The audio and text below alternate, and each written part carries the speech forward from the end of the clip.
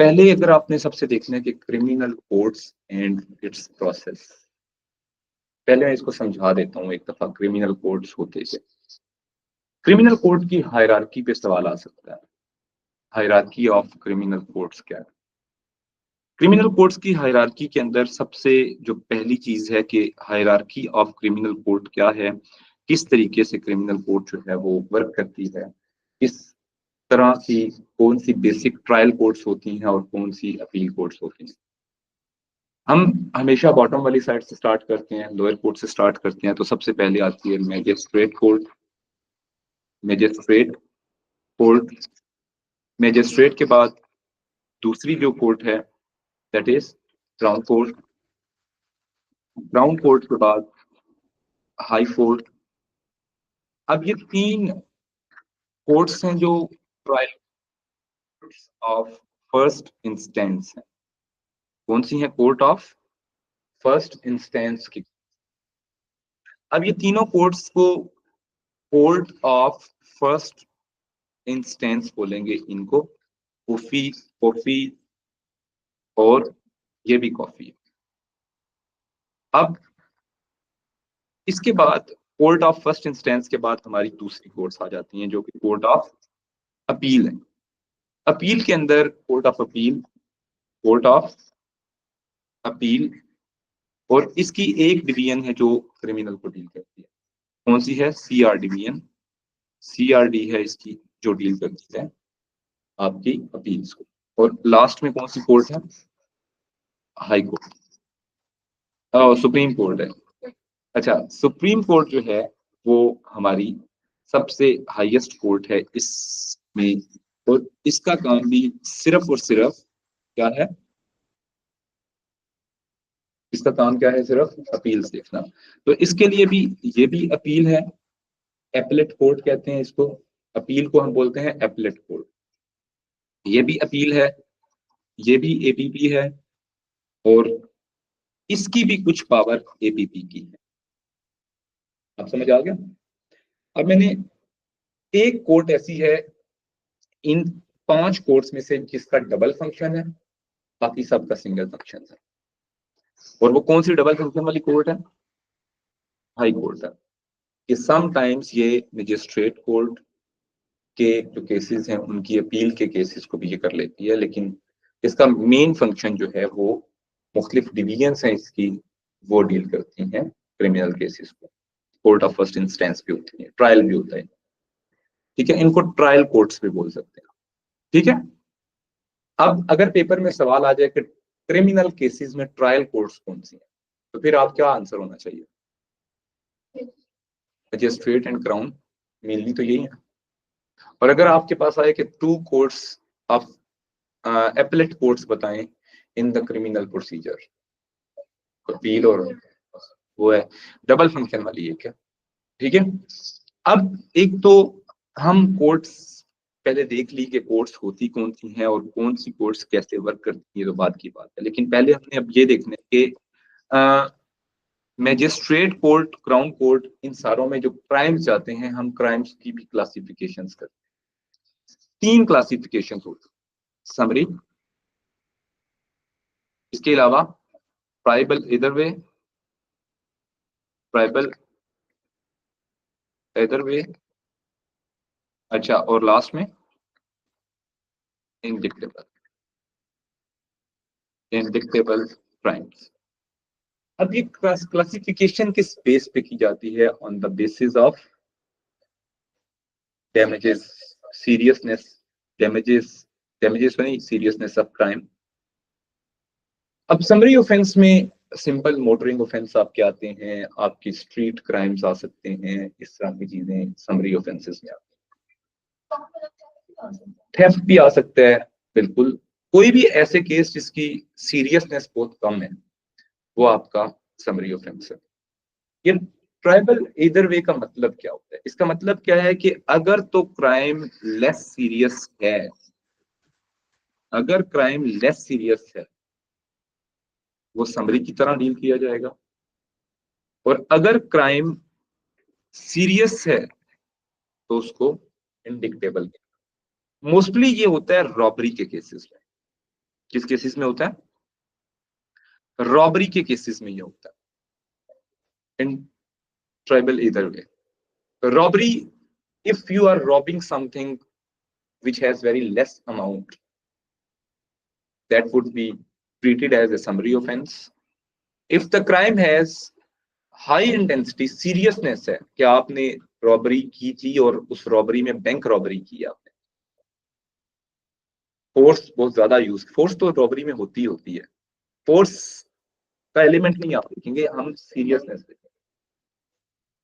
Aggravated burglary भी कह सकते हैं। बेटा मेन आपने ये बात समझनी है कि अगर सीरियसनेस ऑफ क्राइम बहुत ज्यादा है तो it would be treated as indictable. Actually tribal इधर में कोई चीज होती नहीं है, ये कोई क्राइम होता नहीं है। ट्राइबल इधर में self is not a crime. Crime दो ही है, या समरी है या इंडिक्टेबल। ट्राइबल इधर way is the way in which a crime is dealt in the court.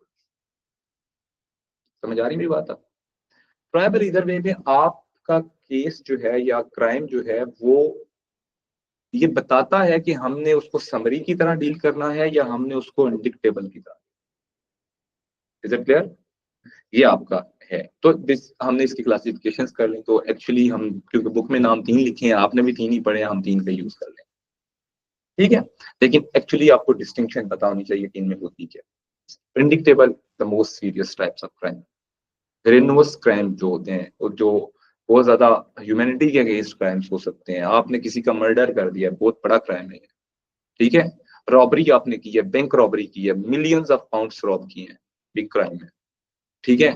आपने एग्रीवेटेड बर्गलरी की है, एक क्राइम है, फायर आर्म्स का यूज किया आपने। अब ये डिफरेंट एलिमेंट्स हैं आपके, ठीक है। अब क्रिमिनल कोर्ट्स का प्रोसेस होता है। कल आपने सिविल कोर्ट्स के प्रोसेस में देखा था, filing A case, classification of case, this and that, ये तो सारी चीजें आपने देखी थी कल। अब मैं सिविल जो क्रिमिनल प्रोसेस होता है, ये प्रोसेस आप पहले तो ये डिसाइड किया जाता है कि अब मेनली जब आप प्रोसेस करते हैं तो इस प्रोसेस के अंदर ये क्लासिफिकेशन आपने कर।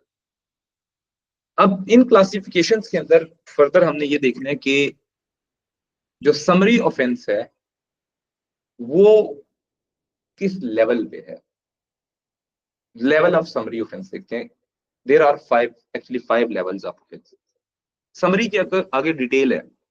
समरी में लेवल 1 पे 200 पाउंड, 200 से आगे 500, 1000, 2500, ये आपके ओवरऑल है। और अनलिमिटेड लेवल 5 है। अगर तो इन 5 लेवल्स के अकॉर्डिंग केस है कोई, तो फिर वो समरी के तौर पे डील करेंगे आप। ट्राइबल इधर वे की जो फॉर्म होती है, ये इसे हम कहते हैं कि ये ऐसा क्राइम है कि जब आप, अगर उसकी इंटेंसिटी और सीरियसनेस कम है तो उसे आप मजिस्ट्रेट कोर्ट में सिंपल ले जाएं। अब देखिए समरी ऑफेंस 90% के करीब तो होते हैं। समरी ऑफेंस 90 भी नहीं, 95% के करीब होते हैं। और वो सारी कौन डील करता है? मजिस्ट्रेट कोर्ट डील करती है। फिर कुछ क्राइम्स जो रह जाते हैं 5% के करीब, वो क्राउन कोर्ट डील करती है। क्राउन कोर्ट के अंदर और आपकी मैजिस्ट्रेट कोर्ट के अंदर डिफरेंस क्या होता है? जो डिस्टेंस, जो क्राउन कोर्ट होती है, crown court is like a district court. मतलब एक, जैसे इस्लामाबाद इज वन डिस्ट्रिक्ट, एक वन डिस्ट्रिक्ट है। अब इस्लामाबाद में एक डिस्ट्रिक्ट है तो ये एक बड़ा एरिया है, बड़ा चंक है, तो इसके लिए एक क्राउन कोर्ट हो सकती है। लेकिन मैजिस्ट्रेट कोर्ट इस्लामाबाद में ढेर सारी हो सकती है। ये एक छोटी लेवल पे है, एक सेक्टर वाइज कर लो, ठीक है। तो ये आपकी इसमें आ जाती है। इसी तरह अब जब आपने याद रखना है कि प्रोसेस ऑफ ट्रायल स्टार्ट होता है तो उसका एक मेथड फॉलो किया जाता है। वो मेथड स्टार्ट होता है कि आपने समरी ऑफेंस का हो या कोई भी ऑफेंस होता है तो उसका एक मेथड है। आप सबसे पहले देखते हैं कि प्ली जो है ये क्या है। ये 2 तरह की हो सकती है, एक होती है गिल्टी और एक नॉन गिल्टी हो सकती है। गिल्टी और नॉन गिल्टी प्ली के अंदर क्या फर्क है? गिल्टी और नॉन गिल्टी प्ली में क्या फर्क है? कि मतलब if someone has admitted mistake, एक बंदे ने कहा है कि मैंने मान लिया कि मैंने ये वाला क्राइम किया है, उसने गिल्टी कर लिया, तो उसके लिए प्रोसेस बहुत आसान सा होता है। गिल्टी प्ली की है, मे बी वो अपना प्रोसिक्यूटर जो है वो लेके भी नहीं आए, उसकी तरफ से एडवोकेट भी ना हो गई, ठीक है। प्रोसिक्यूटर जो गवर्नमेंट की तरफ से, प्रोसिक्यूशन कहते हैं जो एडवोकेसी करता है from the side of government, government का वकील, ठीक है। प्रोसिक्यूशन वो देखता है सबसे पहले कि प्रोसिक्यूशन है क्या, इस तरीके से उसने किया। अब प्रोसिक्यूटर आउटलाइन द फैक्ट्स, बताएगा कि इसने ये क्राइम किया, ये ऐसे किया, इसमें ये था, ये इसने उसमें क्राइम का पार्ट ये था, वो सारी चीजें। पास्ट रिकॉर्ड देखेंगे, अगर तो पास्ट रिकॉर्ड में है तो एग्रीवेटिंग और मिटिगेटिंग फैक्टर को अप्लाई करेंगे, और उसकी बेस पे उसकी मिटिगेशन बाद में फ्यूचर में हो सकती है। एक्स्ट्रा इंफॉर्मेशन अगर चाहिए उससे रिलेटेड, फॉर एग्जांपल किसी ने अगर क्या नाम है रेप किया है, तो वो एक्सेप्ट भी कर लेता है कि मैंने रेप किया, तो गिल्टी प्ली की है उसने, गिल्टी एक्सेप्ट कर लिया अपने आप को खुद ही। फिर रिपोर्ट्स कौन सी देखी जाएंगी? मेडिकल रिपोर्ट्स देखी जाएंगी कि क्या जो इंटेंसिटी ऑफ क्राइम क्या थी, या क्या चीज थी, वाकई में हुई या नहीं हुई, या क्योंकि प्रेशराइज तो नहीं किया इसने, क्योंकि एविडेंस को फिर भी स्ट्रांगली चेक किया जाएगा। मे भी किसी ने जानबूझ के जो है वो अपने आप को गिल्टी प्ली कर लिया हो, ठीक है, मे भी उसके ऊपर कोई प्रेशर आया हो, ठीक है, मे भी उसे मारा गया हो, पुलिस ने उसके सामने उसने इतराफ कर लिया हो कि मैंने कुछ किया, समझ आ गई। तो इस वजह से उसका रिकॉर्ड सारा देखा जाता है, की रिपोर्ट्स देखी हैं, और फाइनली मिटिगेशन और एंड पे सेंटेंसिंग होती है। लेकिन प्रॉब्लम कहाँ पे आती है? जब नॉन गिल्टी प्ली होता है, एक बंदे ने क्राइम किया but he is not accepting it, the process becomes more difficult. कैसे डिफिकल्टी लेवल हाई होता है? सबसे पहले तो ट्रायल विद प्रोसिक्यूशन एविडेंस। अच्छा, इसमें बर्डन ऑफ प्रूफ का एक वर्ड यूज होगा बार बार, burden of proof. What is burden of proof? कि who has to prove that the who has to prove that कि this person is convicted or not, the prosecutor has to prove। तो याद रखें जो criminal cases होते हैं उसमें जो बर्डन ऑफ प्रूफ होता है वो किस पार्टी के पास होता है? प्रोसिक्यूशन के ऊपर, डिफेंडेंट पे नहीं होता। डिफेंडेंट को तो आपने करना है प्रूफ ना कि ये गिल्टी है या नहीं। प्रोसिक्यूशन ट्रायल को स्टार्ट करती है, और वो ट्रायल को स्टार्ट करने के बाद एविडेंस देती है, एविडेंस कलेक्शन होती है, एविडेंस के बाद फर्दर वो कोर्ट प्रेजेंटेशन होती है, कोर्ट में आर्गुमेंटेशन होती है, ये सारी चीजें वहां पे क्रॉस एग्जामिन भी किया जाता है, सब कुछ यहाँ पे कर लेते हैं। ये जब कर लेते हैं ट्रायल का पूरा प्रोसीजर होता है कि मतलब सबसे पहले आर्गुमेंटेशन होती है, एक साइड दूसरी साइड, विटनेस, सब कुछ करते हैं ये सारी चीजें, ठीक है। अब यहां पे याद रखें कि जो नॉन गिल्टी प्ली होता है इसमें आपके सामने जो कोर्ट होती है उसमें एक इंस्टीट्यूशन या एक स्पेसिफिक टीम बैठी होती है जिसको हम बोलते हैं ज्यूरी। यहाँ पे जज नहीं डिसाइड करता कि ये बंदा गिल्टी है या नहीं है। ज्यूरी, जैसे आप लोग बैठे हैं, मैं जज हूं, आप ज्यूरी हैं, हमारे सामने उजैर जमाल खड़ा है, उजैर के ऊपर आर्ग्यूमेंटेशन किए, सब कुछ किया, अमार ने पूरा आर्ग्यूमेंट दिया, आप तीन लोग ज्यूरी के बैठे हैं, आप लोगों ने डिसाइड करना है कि ये बंदा गिल्टी है या नॉन गिल्टी। अगर आपने कह दिया ये गिल्टी है, इसकी सजा कौन डिसाइड करेगा? आप लोग नहीं, ज्यूरी नहीं डिसाइड करेगी, ज्यूरी हैंड ओवर कर देगी बात जज तक, मेरे तक आ जाएगी। मैं क्योंकि लीगली क्वालिफाइड हूं तो आई विल डिसाइड के this person is convicted of this thing, therefore this person is sentenced for this year, this is the sentencing. तो यहाँ पे फिर क्या होता है? डिसीजन बाय द ले, ये मजिस्ट्रेट की तरफ से होता है, मजिस्ट्रेट उसका वो डिसाइड करते हैं। गिल्टी अगर हो जाता है गिल्टी, और नॉन गिल्टी, अगर तो नॉन गिल्टी है बंदे को जाओगी। फिर अगर वो गिल्टी प्रूव हो गया ज्यूरी की तरफ से, फिर क्या देखा जाएगा? Past record, extra information, mitigation अगर है। यहाँ पे मिटिगेशन नहीं होती। जो आपके याद रखिएगा, जब नॉन गिल्टी प्ली करती है कोर्ट को गुस्सा इस बात पे होता है कि अगर आपने क्राइम किया still you are not accepting, तो यहाँ पे एग्रीवेटिंग फैक्टर ज्यादा रोल प्ले करता है। समझ आ गई? यहाँ पे एग्रीवेटिंग फैक्टर ज्यादा रोल प्ले करता है और फाइनली उसको सेंटेंस दी जाती है। तो आपकी सेंटेंस कम हो सकता है, yes, आपकी सेंटेंस कम हो सकती है, ठीक है। लेकिन ये नहीं है कि हर क्राइम में हो सकती है, not in all the crimes, rather जो आपके समरी ऑफेंसेस है वहां पे हो सकती है। लेकिन अगर आपने मर्डर किया तो मर्डर की सजा आपकी वहां पे लाइफ इम्प्रिजनमेंट है तो वो आपको होगी होगी, ठीक है। हमारे मुल्क में हैंगिंग है तो वो होगी, इससे नीचे नहीं कर सकते। फिर हाँ, अगर आपको वो ये कहें कि आपने मिटिगेशन कराई है, वो मिटिगेशन नहीं होती, बेसिकली आपने अपील्स की होती हैं और अपील्स में न्यू एविडेंसेस होते हैं, विटनेस फेक क्रिएट कर लेते हैं, जिसकी वजह से वो केस को इतना कॉम्प्लेक्स कर देते हैं कि उसकी सेंटेंस जो है वो कम हो जाती है। वो होते हैं बहुत होते हैं, होती हैं। अच्छा, अब इसके बाद सेंटेंसिंग आपकी ये पूरी होगी कि इस तरीके से ट्रायल होता है। ट्रायल आपका ये पूरा क्राउन कोर्ट के अंदर ट्रायल क्या होता है। अब ट्रायल, अब कोर्ट, साथ साथ आपने याद रखना है कि ये प्रोसेस जो था गिल्टी और नॉन गिल्टी प्ली का, ये सारी कोर्ट्स में एक जैसा ही होता है, ठीक है ना। लेकिन क्राउन कोर्ट के अंदर ट्राइबल इधर वे के अंदर is set out in section 3, the offences can be tried in either magistrate court और in crown court. It depends on the seriousness of the crime, कि उसने कहाँ पे जाना है। Committal of sentence, it takes trial place in the magistrate court. If the found guilty, magistrate can commit the defendant for sentence to the Crown Court. However, this will only happen if at the end of the case, having heard that defendant's past record, they feel their powers of punishment are not sufficient. अच्छा, crown court में कब case जाता है?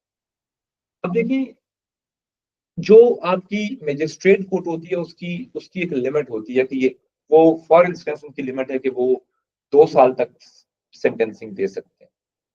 अगर किसी बंदे ने crime 2 साल ऐसा क्राइम किया कि जिसकी एक्चुअल सेंटेंस 5 साल बनती है, तो क्या मजिस्ट्रेट कोर्ट का जज दे देगा वो 5 साल? नहीं, rather he will refer the case to the crown court, where the trial जज of at crown court will announce the sentencing. Trial उसका पिछले वाली कोर्ट में हो चुका है, सेंटेंसिंग उधर से मिलेगी। Is it clear? तो ये एक प्रोसीजर है। और क्राउन कोर्ट का ट्रायल भी जो है वो similar to the magistrate court होता है। क्राउन कोर्ट के अंदर ये होता है कि आप देखें डायरेक्टली आप सबसे पहले कहाँ पे जाते हैं? क्या आप डायरेक्टली क्राउन कोर्ट में चले जाते हैं? नो, आपको पहले हमेशा मजिस्ट्रेट कोर्ट में जाना पड़ता है। मजिस्ट्रेट कोर्ट रेफर करेगी कि हमारी ज्यूरिस्डिक्शन में ये केस नहीं आता, then we have to sort it out at the crown court, तब क्राउन कोर्ट में जाता है, ठीक है। क्राउन कोर्ट के अंदर मजिस्ट्रेट जो है will hold a plea for before venue, and if the defendant pleads not guilty, the mode of trial hearing. If at this hearing it is decided that the case is to be tried at Crown Court, the magistrate will then transfer the case. और इंडिक्टेबल में भी यही वो सारा तरीका आपका follow किया जाता है, इसमें कोई डिफरेंस नहीं। इंडिक्टेबल के अंदर भी वो, अब आप देखते हैं कि plea before venue defendant is asked weather he pleads guilty और नॉट, उससे पूछा जाता है बताओ कि आपने ये किया है या नहीं किया।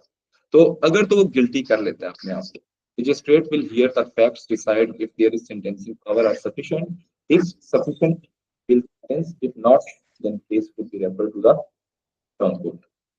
अगर नॉट गिल्टी होता है, mode of trial hearing, magistrate decide whether or not accept the jurisdiction. Accept jurisdiction मतलब अगर मजिस्ट्रेट कोर्ट के अंदर ही वो आता है कि समरी ऑफेंस की तरह आता है, तो then defendant selects and place of trial, chooses magistrate, trial held there. अगर वो कहता है कि नहीं हमारी ज्यूरिसडिक्शन में नहीं है, तो फिर court of appeal crown court में जाता है, वहां पे सेम ट्रायल होता है। ट्रायल का प्रोसीजर सब जगहों पे सेम, ट्रायल के प्रोसीजर में डिफरेंस नहीं है। Is it clear?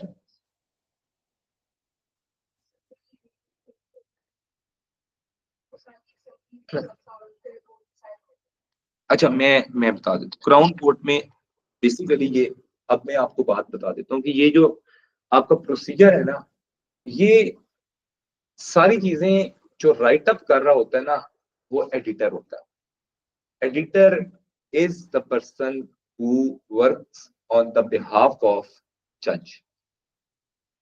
अब जज केस को लिखेगा या उनकी बात को सुनेगा? मुझे ये बताए,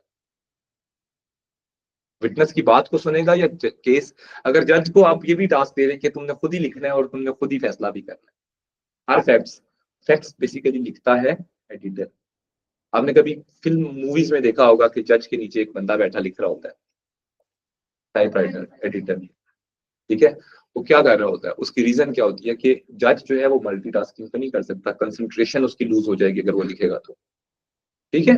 तो इस वजह से वो फिर उसकी इनिशियल जो है वो उसको साथ साथ काम करता है। वो कोई एक्स्ट्रा चीज नहीं होती, उसके पास कोई पावर नहीं होती, और वो सिर्फ और सिर्फ एक काम करता है कि he works on the behalf of जज, मजिस्ट्रेट, उसके बिहाफ पे वो काम करता है। अब सही हो गया।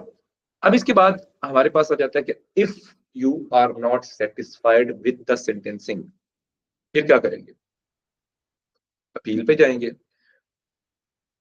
अब अपील, अगर आपका ट्रायल मजिस्ट्रेट कोर्ट पे हुआ, आपका क्राउन कोर्ट में गया, क्राउन कोर्ट से आप queen's bench divisional court, means ये कौन सी क्वींस बेंच किस में थी आपकी?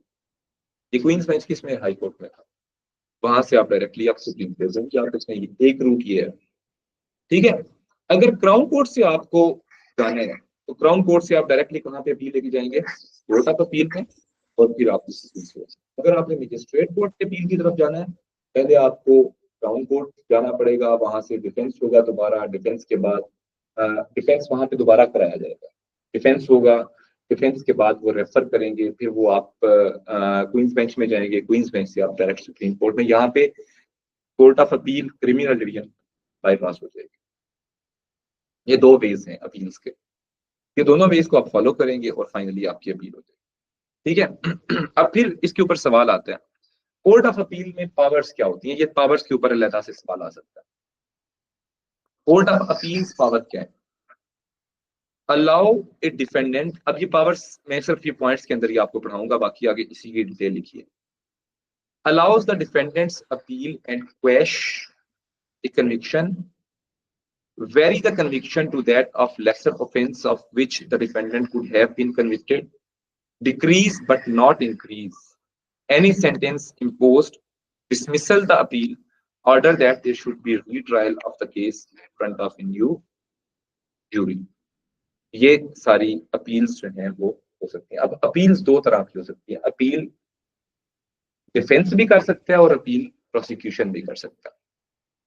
अगर प्रोसिक्यूशन को लगता है कि इस बंदे को सजा होनी चाहिए थी जो कि क्राउन कोर्ट ने नहीं दी या मजिस्ट्रेट कोर्ट ने नहीं दी, तो वो भी अपील कर सकते हैं। और अगर किसी बंदे को सजा हो चुकी है, कन्विक्शन हुई है, लेकिन उसको लगता है कि ये गलत है, तो वो भी अपील कर सकता है। मतलब डिफेंस की तरफ से भी अपील जाती है और प्रोसिक्यूशन की तरफ से, अपील दोनों साइडों से हो सकती है। अच्छा,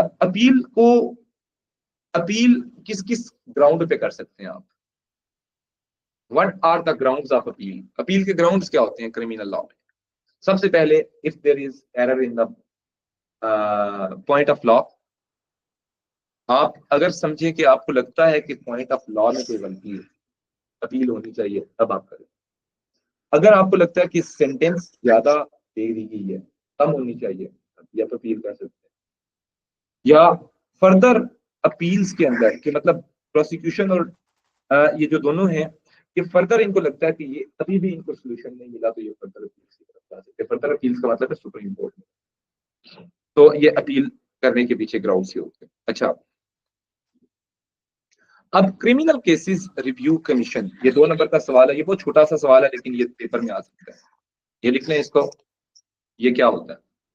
नाम सुना है इसका कभी? Criminal cases review commission.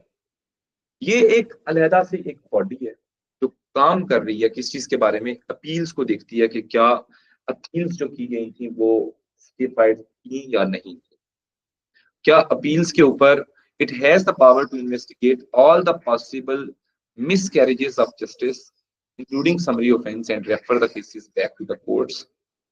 In order for commission to be able to refer a case, there must normally have already an appeal to a court of appeal, already appeal हो उसके ऊपर और कोर्ट ऑफ अपील ने उसको dismiss भी कर दिया, या although the commission has the discretion to refer the case where there are exceptional circumstances, तो ये रिव्यू कमीशन जो है इसका काम सिर्फ ये होता है कि बाकी कोर्ट्स को ये सजेस्ट करना कि ये केस रिव्यू के काबिल है भी कि नहीं है। अगर रिव्यू के, अब एक पता है, सीधा सीधा पता है कि अमार ने किसी का मर्डर किया, सारे बंदों ने देखा था, टीवी पे आ गया था, वीडियो मिल गई थी, सब कुछ हो गया, अब इसने अपील कर दी, फिर भी तो इसमें कोई पॉइंट ऑफ लॉ है अपील करने के लिए? इसमें कोई एविडेंस है ना अपील करने के लिए? अपील करने के लिए नहीं है। तो इस तरह जब हर बंदा अपील करने लग जाए तो फिर तो कोर्ट्स पूरा साल अपीलें ही सुनती रह जाएगी। तो इसलिए ये जो रिव्यू कमीशन है ये रेफर करता है केसेस कोर्ट्स की तरफ कि हाँ ये केसेस में पॉइंट ऑफ लॉ का इशू है, आप इसको रिव्यू करें, इसको रिव्यू करें, इसको रिव्यू करें। ये मेरी चीज। Is it clear? डन बेटा आपको? अब हम बात करते हैं, सवालों के ऊपर आते हैं। अभी मैंने बेल नहीं कराया, बेल में बाद में बताऊंगा। अच्छा, ए person is charged with, a person charged with, ये पहला सवाल है, tribal either way offense may tried in magistrate court or the crown court. Describe the stages. Describe the stages that the defendant will go through between the charge and the start of trial. किन stages से गुजरेगा? हाँ जी, हाँ, guilty plea और not guilty plea की stages तो हैं आपकी, बिल्कुल। इसमें ये इनिशियल हियरिंग होती है, PHRP या क्या होता है इसका,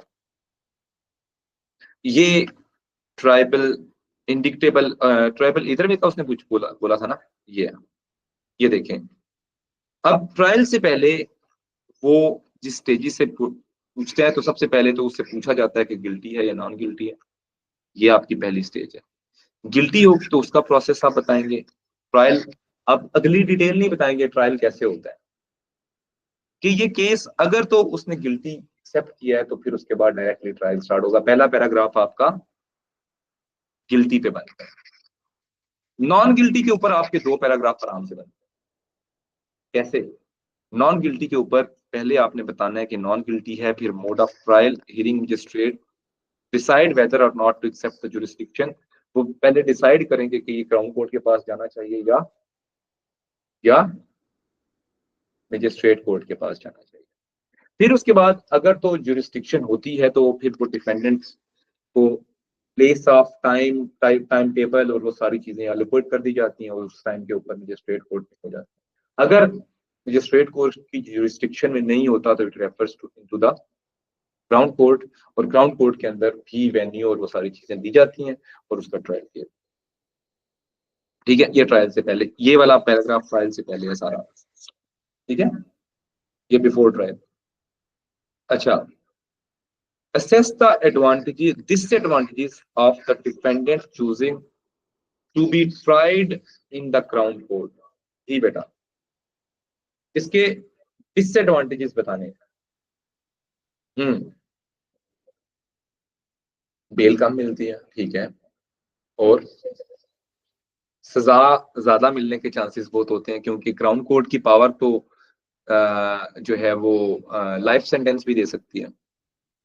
ये एक डिसएडवांटेज है ना, क्राउन कोर्ट में जाने का एक डिसएडवांटेज है कि आपको सजा बहुत ज्यादा मिल जाएगी, लेंथी प्रोसेस है, आपको टाइम ड्यूरेशन बहुत ज्यादा लंबे पीरियड के लिए, क्योंकि क्राउन कोर्ट जो है उसमें जो ट्रायल्स होते हैं वो मोस्टली आपके इंडिक्टेबल ट्रायल्स चल रहे होते हैं, तो these trials take lot of time. अच्छा, अब मैं बताता हूँ ना इसके एडवांटेज में, साथ में आपने जाना है इसी इन्हीं पॉइंट्स के साथ।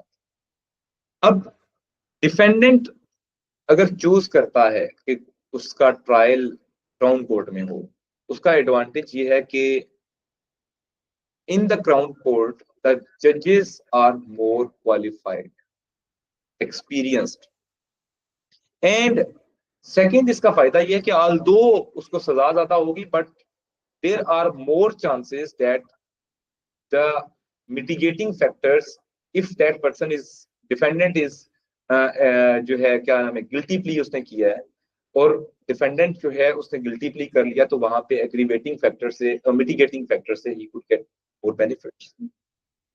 ठीक है, ये उसके अंदर आ जाता है। फिर अगर ट्राइबल इधर वे में वो जाता है सुप्रीम कोर्ट के, क्राउन कोर्ट के अंदर, तो क्राउन कोर्ट पे उसे ये भी एक एज होता है कि क्राउन कोर्ट के अंदर आपका केसेस जो है उनकी तादाद बहुत कम होती है, लिमिटेड होती है। तादाद कम होने की वजह say that would be properly heard by the जजेस। ये इसके फायदे। अब सही है, आपने दोनों साइड्स के फायदे और नुकसान लिखे। डन हो गया जी बेटा। फिर इसके बाद describe different ways in which the prosecution and defence can appeal the decision of the crown court. Crown court वाले प्रोसीजर तो मैंने आपको बताया। क्राउन कोर्ट का तीन ही चीजें, क्राउन से डायरेक्ट कहां पे जाएगा, court of appeal criminal division, और देन सुप्रीम कोर्ट। ये आपका तरीका, ये पूरा डिफरेंट वेज हैं कि जिसके अंदर ये जा सकते हैं आप। तो अब इसमें एक बात और याद रखनी है कि डिफेंस जो है, अगर ट्रायबल इधर वे में होता है ये, तो फिर आपका एक दूसरा वे भी आ सकता है। ट्राइबल इधर वे में अगर है तो फिर दूसरा भी आपका एक आ सकता है। वो क्या है कि पहले आपका crown court, magistrate court, then crown court, crown court से आप कहाँ पे मूव करेंगे, हाई कोर्ट की क्वींस बेंच, क्वींस बेंच के बाद directly you can go into supreme court by skipping one court of appeal. वो कौन सी है, court of appeal criminal division, उसको आप रोक लेंगे। ये सवाल भी क्लियर हो गया। अगले सवाल पे आ जाए। Assess the difficulties for defense when appealing a decision of the crown court। अब ये दोबारा पढ़ें, इसमें लिखना क्या है पहले ये मुझे बताएं।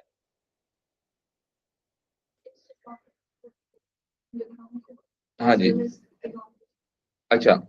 assess the difficulties of for the defense, defendant के लिए, जो मतलब पर्सन कन्विक्टेड हो सकता है, पकड़ा हुआ है जिसको उसने, when appealing a decision of the crown court। Higher sentences होते हैं, वही सेम चीजें कि अब इसमें क्राउन कोर्ट के अंदर जो एक्चुअली यहाँ पे आएगा, यहाँ पे एडवांटेज और डिसएडवांटेज लिखे होंगे। ये ग्रेटर क्राउन कोर्ट के अंदर एडवांटेज उसको ये मिलेगा कि उसको अपील करने पे, अपील करने का क्या फायदा होगा सबसे ज्यादा, अगर अपील करता है वो पर्सन, तो अपील ऑटोमेटिकली जो है that would be a powerful appeal. ठीक है, इसका पावरफुल अपील कैसे होगी, क्योंकि the cross examination and the procedure which was followed in the crown court that was very lengthy procedure, and therefore there are more chances कि वहां पे errors in laws जो हैं वो इजीली फाइंड आउट हो सकते हैं। क्राउन कोर्ट के डिसीजन को चैलेंज करना ज्यादा इजी होता है, लेकिन यहाँ पे डिफिकल्टी उसने पूछी है, तो प्रॉब्लम सबसे बड़ा इसमें क्या आ जाएगा कि प्रॉब्लम ये है कि यहाँ पे सेंटेंसिंग भी ज्यादा है, क्राउन कोर्ट में ज्यादा लोग क्वालिफाइड भी हैं, जिसकी वजह से उनकी जो सेंटेंस होगी वो there are less chances of error in that, per incuriam कम होता है क्वालिफिकेशन ज्यादा होने की वजह से। अच्छा, फिर उसके बाद क्या है कि क्राउन कोर्ट जो है ये कंपैरेटिवली इट्स कोर्ट। ठीक है, और यहाँ पे जो सेंटेंसिंग पावर्स हैं वो आपकी जजेस की जो पावर्स हैं वो बहुत ज्यादा है। ठीक है, अब सेंटेंसिंग वो आपकी कितनी हो सकती है, लाइफ सेंटेंसिंग तक जा सकते हैं, ये लाइफ इम्प्रिजनमेंट तक भी जा सकते हैं। तो यहाँ पे जो अपील के लिए प्रॉब्लम इनके लिए आएगा लोगों के लिए, वो ये होगा कि लोग अगर अपील करेंगे भी तो उसमें प्रॉब्लम ये आएगा कि वो किस लेवल की या किस सेंटेंसिंग की अपील करेंगे। वो सेंटेंसिंग ऑलरेडी ही उनके लिए बहुत ज्यादा होती है, तो वो सेंटेंसिंग को वैसे भी अपील में ये होता है कि आपके पास, आपको याद होगा कि मैंने अभी थोड़ी देर पहले बताया कि जो कोर्ट ऑफ अपील है वो सेंटेंस को ज्यादा नहीं कर सकती, कम कर सकती है, लेकिन अगर कोर्ट ऑफ अपील ने ये कह दिया कि आप रीट्रायल करें इसका, फिर दोबारा उसी प्रोसेस से गुजरना पड़ेगा, एक्सपेंसिव हो जाएगा ये। एक्सपेंसिव भी नहीं सिर्फ होगा बल्कि ये एक लेंथी होगा, वो ऑलरेडी सेंटेंस में बता है तो उसकी सेंटेंस और बढ़ जाएगी। ठीक है, फिर और क्या प्रॉब्लम आता है इसके अंदर, डिफिकल्टी और ये होती है कि ट्रायल, जब आपका लेंथी ट्रायल होता है, लेंथी के साथ साथ सबसे मेन चीज ये है कि जो कोर्ट ऑफ अपील है वो हमेशा जो भी पॉइंट सुनती है क्राउन कोर्ट के, they mostly agree with the points of crown court, उनको चैलेंज नहीं करती इतनी इजीली। और दूसरी बात यह है कि क्राउन कोर्ट जो है वो सिर्फ ये पावर है उसके पास कि वो मिटिगेटिंग और इन फैक्टर्स को दोबारा कर सकती है, लेकिन वो सेंटेंसिंग जो है उसको चेंज या अल्टर नहीं करती। जो सेंटेंसिंग मोस्टली क्राउन कोर्ट में की होती है वो उस सेंटेंसिंग को ही लेके साथ चलती है। तो इसलिए वहां से कोर्ट ऑफ अपील की तरफ जाना जो है वो इतना सूटेबल या प्रॉब्लम नहीं होता। तो लोग जो है वो मोस्टली अपील्स की तरफ नहीं जाते, क्योंकि वो उनके लिए बहुत ज्यादा टाइम टेकिंग, मनी कंज्यूमिंग, और सबसे बड़ी बात it is less chances, there are less chances to become that appeal successful in court of appeal. इस वजह से वो नहीं जा सकते क्राउन कोर्ट। अच्छा, अब अगले सवाल में आ जाते हैं। Describe the three classification of criminal offences. तीन कौन कौन सी क्लासिफिकेशन है? ट्रैवल विद वे और, ये तो आपका इजीली है, इसको डिस्क्राइब कर सकते हैं आप। एक्सप्लेन द यूज ऑफ, अच्छा बेल वाला सवाल अभी मैंने करूंगा, ठीक है, बेल थोड़ी सी देर ध्यान है। Describe two appeal routes for the defendant following trial at a magistrate court. दो ट्रायल के क्या रूट्स हैं? Routes of defendant a trial in the magistrate court, appeal routes कौन से हैं? दो थोड़ी देर पहले बताए। एक रूट है क्राउन कोर्ट, पहले वो भी देखें, इनिशिएट कहां पे होता है सारा केस? मजिस्ट्रेट कोर्ट में।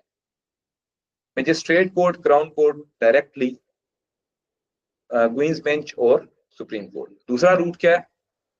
क्या नाम है? Firstly from magistrate court, crown court, crown से फिर court of appeal, court of appeal, और फिर साथ लास्ट में कहां पे जाएगा? सुप्रीम कोर्ट में जाएगा। ये आपके दो वेज हैं। Identify 5 conditions which might be imposed on a defendant who is granted bail। Bail अभी नहीं किया आपने। Describe 2 types of challenge to potential jurors in crown court। क्या दो चैलेंज होते हैं क्राउन कोर्ट के अंदर? क्या चैलेंजेस होते हैं? क्या चीज? नहीं, ऐसी उनके ऊपर चेक्स बहुत ज्यादा होते हैं, वेटिंग होती है, ठीक है, इसके ऊपर इसकी डिबेरिंग होती है, वेटिंग होती है, उनके ऊपर चेक्स ज्यादा होते हैं, ठीक है। चैलेंज अब ज्यूरी के लिए बेसिकली चैलेंज होते हैं कि ज्यूरी जो होती है ना उसको चेक किया जा सकता है। अब ज्यूरर्स जो होते हैं उनको अगर कोई डिफेंडेंट कह देता है कि भाई हमें इतराज है, हम इस चीज को मानते ही नहीं है, आप अपनी ज्यूरी को चेंज करें, तो पूरी ज्यूरी चेंज करनी पड़ेगी। वेटिंग और डीबीएस चेक्स के अंदर क्या होता है कि समटाइम्स पूरी की पूरी ज्यूरी उड़ा देते हैं, समटाइम्स कुछ बंदों को जो है वो ज्यूरी से निकाला। अब ये दो चीजें हैं, ये कहीं पे लिखी हुई है यहाँ पे, चेक्स कहाँ पे हैं? हाँ, डीबीएस वो इसमें है।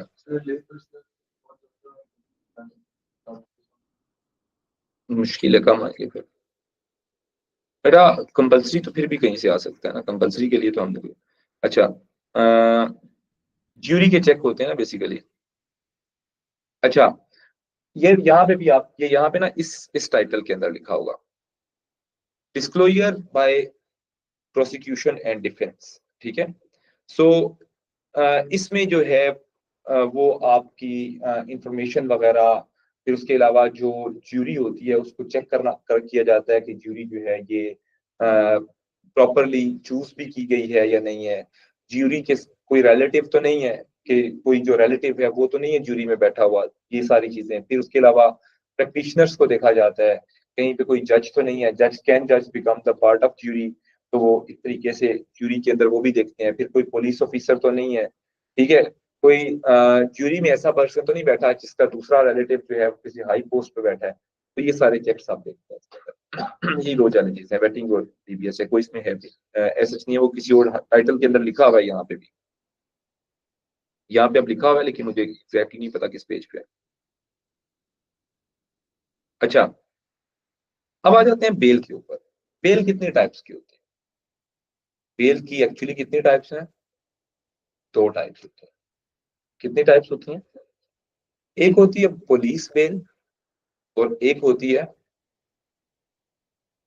पुलिस बेल और दूसरे नंबर पे होती है कोर्ट बेल। कोर्ट बेल होती है। अब बेल के लिए बेल एक्ट 19 90 पेस एक्ट 1995 में और इवन बेल एक्ट भी एक सेपरेटली आपका एक्ट है जो काम करता है तो बेल को डील। अच्छा, what is bail basically? It is a release or temporary release of a person in specific from specific sentence. ठीक है। अब बेल जो है वो लोगों की लिबर्टी को इंटैक्ट रखने के लिए दी जाती है। फॉर एग्जाम्पल, बेल का कॉन्सेप्ट क्यों आया था?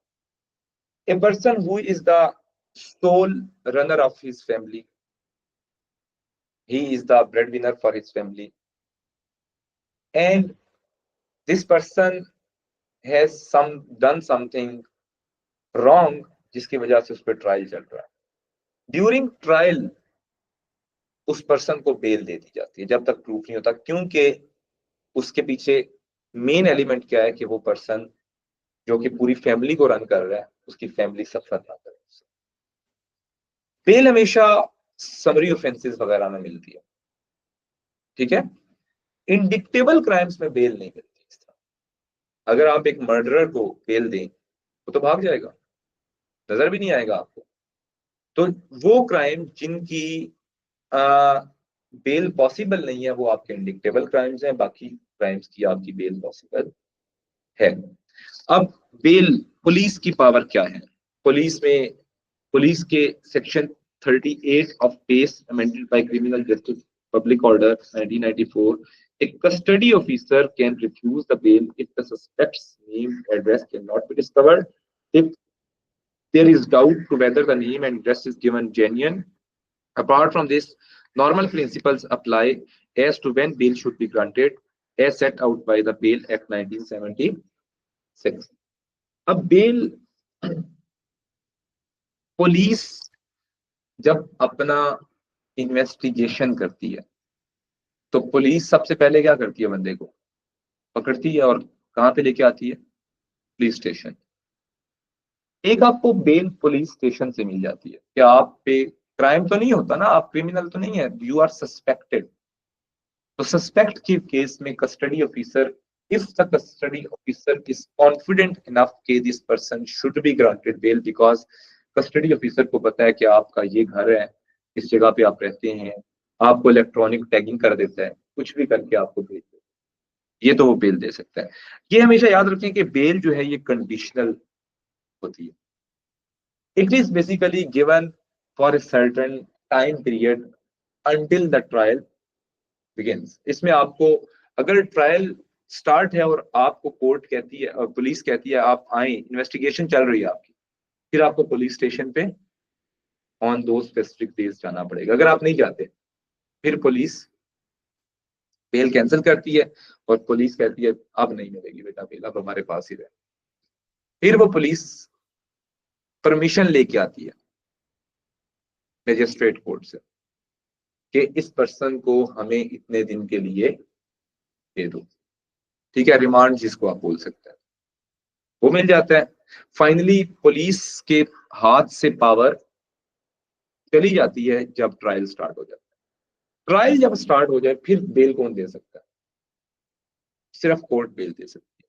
जब ट्रायल स्टार्ट होती है तो फिर कौन बेल देता है? कोर्ट बेल देती है, वरना वो नहीं मिलती आपको बेल। अच्छा, अब यहाँ पे ये देखते हैं, अगर तो trial bail from the court, the bail act 1976 कहता है कि बेल जो है फेल टू सरेंडर और कस्टडी। अगर कोई पर्सन जिसको बेल देती है कोर्ट और कोर्ट, वो बंदा बाद में कोर्ट आता ही नहीं है तो दोबारा जब कोर्ट उसको पकड़ के बुला के लेके आएगी ना सामने, फिर उसे बेल नहीं देगी। commits an offense while on bail, interfere with the witness or the otherwise obstruct the course of justice। In cases के अंदर पुलिस जो है, कोर्ट जो है वो बेल को कैंसिल करती है। और बेल की जो दोनों टाइप्स में से ये है, when a person is given bail, the prosecution जो है has the right to appeal to a जज in the crown court against the decision. अगर लगता है आपको कि इस बंदे को बेल गलत दी गई है, बेल नहीं होनी चाहिए, तो प्रोसिक्यूशन क्या करेगी, अपील करती है। किसके पास? मजिस्ट्रेट ने तो बेल दे दी, क्राउन कोर्ट में जाएगा, वो कहेगा कि भाई इस बंदे को बेल गलत दी है, इसको तो पकड़े, ये तो बात भाग जाएगा, ये तो इसका वीजा लगा हुआ है, ये तो मुल्क से चला जाएगा, इसकी सीट हुई है, कोई एक प्रूफ देगा, इसकी वजह से बेल कैंसिल हो। ये बेल है। फिर इसके बाद है बेल कौन कौन ग्रांट करता है, ये पूरा एक चार्ट पेपर आपके सामने है, इसके अंदर ये पूरी समरी बनी है, इसको हम देख लेते हैं। कोई और इंपॉर्टेंट चीज रह गई है तो वो भी इस पे कवर आपको। बेल कौन कौन दे सकता है? Police, magistrate, crown court. Bail act कहता है कि there is a presumption in favor of bail. However, for an offense already on bail, bail can only be given if the court is satisfied that there is no significant risk. अब देती है bell. दूसरी क्या वजह होती है? There must be an exceptional circumstances for bail to be granted for murder, attempted murder, manslaughter, rape, where the defendant has already served custodial sentence for such an offense। उसने already थोड़ी सर्व की है तो उसको कुछ टाइम के लिए community checks के तौर पे भी बाहर भेज सकते हैं, कम्युनिटी ऑर्डर के लिए बाहर भेज देंगे। ये भी एक बेल का ही तरीका है, ठीक है। बेल कब रिफ्यूज होती है? जब बंदा सरेंडर नहीं करता, पासपोर्ट नहीं देता, फर्दर ऑफेंस करता है, विटनेस फॉल्स विटनेस तलाश करता है, ठीक है, ये सारे काम करता है। और conditions that can be imposed, जब बेल दी जाती है तो उसमें कुछ श्योरिटीज भी रखी जाती है। पेपर में ये बेटा 4-5 नंबर का या 3 नंबर का या 2 नंबर का सवाल आ सकता है। क्या कंडीशंस रखी जाती है? श्योरिटीज होती हैं। श्योरिटीज का मतलब क्या है? कोई पैसे हो सकते हैं, residence in the bail hostel, क्या आप इस जगह पे रह सकते हैं, हाउस अरेस्ट ये कर सकते हैं, कर्फ्यू लगा सकते हैं कि उसको कि फला बंदा इस सिटी नहीं जा सकता, इस सिटी नहीं जा सकता, इस एरिया से बाहर नहीं निकल सकता। सरेंडर ऑफ पासपोर्ट, ये कुछ चीजें होती हैं जिसकी वजह से बेल मिल सकती है आपको। लेकिन ये हमेशा बेल याद रखें, it is always a conditional, ठीक है, ये कंडीशन के बगैर नहीं होती बेल। अब some of those in prison are waiting for trial, they could have been given bail, क्योंकि उनकी फैमिली, मैंने वही बताई है, एक्स्ट्रा इंपॉर्टेंट कौन से ऐसे सर्कमस्टांसेस होते हैं कि कोर्ट कहती है चल यार इसको बेल दे दो। उसमें सबसे बड़ा क्या है? That is bread earner of the family, ठीक है। So there is the problem of balancing bail against the need to protect the public. Obviously अगर बेल ना दी जाए, some cases, in few cases, why government is not giving bail, because it's also government also want to save people from the persons who are involved in illicit activities, ठीक है। तो ये भी एक इसका डन। यहां तक कोई चीज मुश्किल नहीं है। अब बेल के एडवांटेज और डिसएडवांटेज क्या होते हैं, फायदे, अब आप खुद सोचिए फायदे क्या है bell. The person who is in the custody of police is innocent until proven guilty. Why this person should be in the custody if he is innocent? So it saves innocents. एक innocent लोग होते हैं उनको ये save करती है, ठीक ऐसे ही है। फिर अब sometimes there are so many people who cannot, who don't have any person to look after his case। अगर वो भी कस्टडी में चला गया तो उसके केस को लुक आफ्टर कौन करेगा? कौन उसके ट्रायल को चलवाएगा? कौन उसके लिए वकील हायर करेगा? नहीं कर सकता ना। तो उसको अपने केस मैनेजमेंट, अपने आप को नॉन गिल्टी प्रूफ करने का एक अच्छा मौका होता है उसके पास। ये एक फायदा है इसका, ठीक है। इसके अलावा कंडीशंस पे बेल देने का एक फायदा ये है कि people modify there behaviours. Modification of May भी उसने कुछ सीख लिया उसके सोसाइटी के अंदर रहने के बाद, ये भी एक उसका फायदा है। फिर उसके बाद क्या है कि they can still support their family, family support कर सकते हैं। डिसएडवांटेज क्या है? भाग जाते हैं। अमीर लोग तो अक्सर भाग जाते हैं, मुल्क से ही भाग जाते हैं, चलो भाई दूसरे मुल्क में भागो। इसके अलावा टेम्परिंग ऑफ एविडेंस हो सकती है या नहीं हो सकती? बेल दें वो बाद में टेम्पर कर ले एविडेंस को, 2-10 लाख रुपए पे 2 विटनेस तैयार कर ले। ये सलाह जैसे लोग झूठी गवाही देने के लिए तैयार होते हैं, ऐसा ही है। तो झूठी गवाही के लिए तैयार कर लें। फिर जनरल पब्लिक जो है वो प्रोटेक्ट नहीं रहती। अगर आप किसी पर्सन को बेल दें तो मे बी वो पर्सन दोबारा जो है उसकी क्या नाम है, सजा जो है वो खत्म, सजा कह रहा हूँ, ट्रायल के दौरान ही वो दोबारा कमिटल ऑफेंस कर सकते हैं दोबारा, ठीक है। तो ये तो कुछ इसके नुकसान और फायदे थे। अब इसके सवाल भी देख लेते हैं और क्या फायदे और सवाल हैं। 2 सवाल आपके आए हुए थे पेज के ऊपर। Explain the use of bail in the criminal justice system. इसमें क्या लिखूं? यस,